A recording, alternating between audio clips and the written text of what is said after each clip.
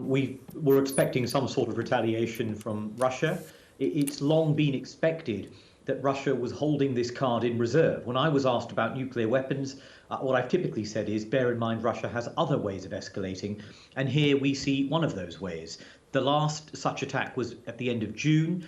And what we've seen this morning, I think, are roughly 83 separate missile attacks from air, from sea, from ground launchers, is the biggest attack on the capital, and I think perhaps aerially across Ukraine since the very first day of this conflict. It's destructive, it's targeted at infrastructure, at civilians, but does it indicate to you a strategy? There are hints of a strategy in there. So if you look at a city like Lviv in the west, the far west of Ukraine, we see that the attacks have struck power facilities, causing outages. They've struck water facilities, forcing reliance on backup generators to pump water. And they've taken out about a third of the city's traffic lights. So there's a strategy here of imposing a degree of punishment on Ukraine in order to divert its military resources to the home front, so they can't be used on the front lines, and I think to sap its will to fight. You could compare it to the sort of strategy of city bombing that we saw from both sides in the Second World War, perhaps most productively to the sort of V2 rockets that were fired at London in the Blitz, and afterwards as part of a strategy, after the Blitz, as a strategy of terrorizing the civilian population in order to deter them from any further attacks on Russian infrastructure like the Kerch Strait Bridge. Yeah. So it is interesting that you then say that this will mean that perhaps Ukraine's advances, those very solid advances we were seeing last week, will be slowed down. No, I don't think the attacks will slow them down. They may be forced to divert, limited capacity for firefighting, medical care and other resources to the cities. But really, Russia's front lines are so weak at this point in time, and their mobilized reserves have not yet been fed through in any sizable amounts, that I still think the initiative is with Ukraine. I would still expect further gains both in the east around Luhansk province and in the south in Kherson province. But Bev, what is going to slow them down is going to be the changing weather conditions in a month or a month and a half. As winter sets in, as the ground becomes wet, as the weather worsens, that is undoubtedly going to slow down these Ukrainian forces who have now been on the offensive for over a month and will be getting tired, will be getting weary, will be running out of ammunition as well. Yeah. Much has been made this morning, Shashank, about this new military commander, General Sergei Surovikin. What might he bring? What changes might this mean for Russia's offensive? Well, first of all, my overall point would be not to expect any dramatic change at all.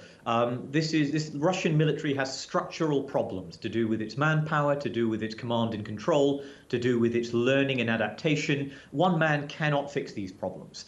The other point to remember is that Surovikin has de facto been in charge for a while. When I spoke to Western military officials, they were saying that him, along with another general called Lapin, they were effectively in charge of the operation for a while. So this isn't really a change in de facto command. But of course, Surovikin does have a reputation. He was, as a young officer, he sided with the pro-coup authorities against Gorbachev in 1991.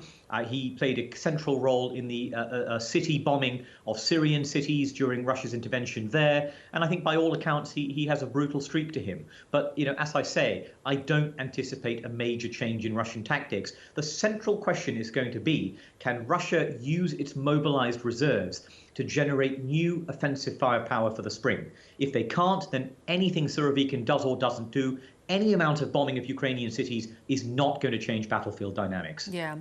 And that question will not be answered for some time.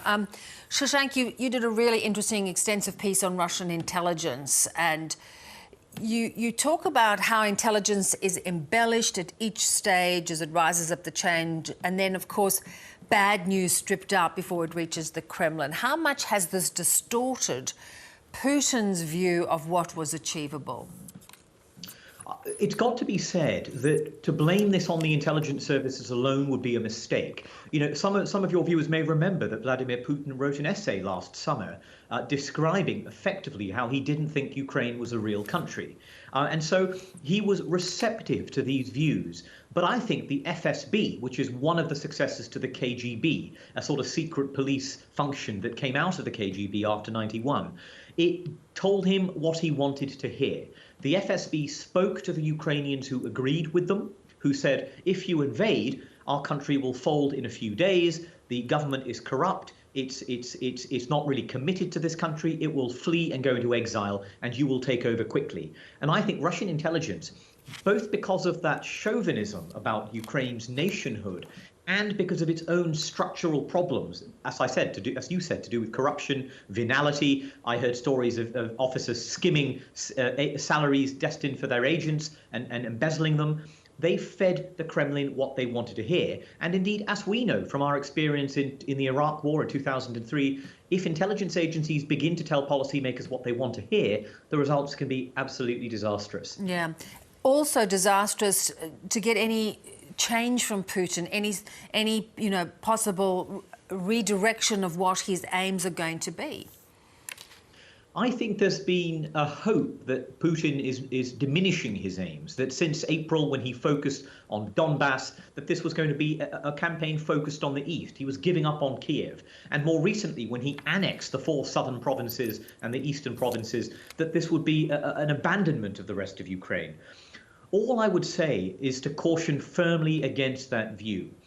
The assessment of all the Western officials I talked to in Europe, in the United States and elsewhere, is that Vladimir Putin is still set on subjugating Ukraine, whether that takes a few months or whether that takes a few years. That doesn't mean he'll be successful, but I think it does explain why he is willing to escalate this conflict, whether in the form of mobilization, annexation, or conventional bombing of Kiev, step by step, because he has not given up on Kiev. And that's the absolutely vital message I would hope we all remember. If this war ended tomorrow in a ceasefire, it wouldn't mean his ambitions for Ukraine have ended. It would just be a pause. Yes, important to remember. Really appreciate your time on this rather extraordinary day. Thanks, Shashank. Thank you.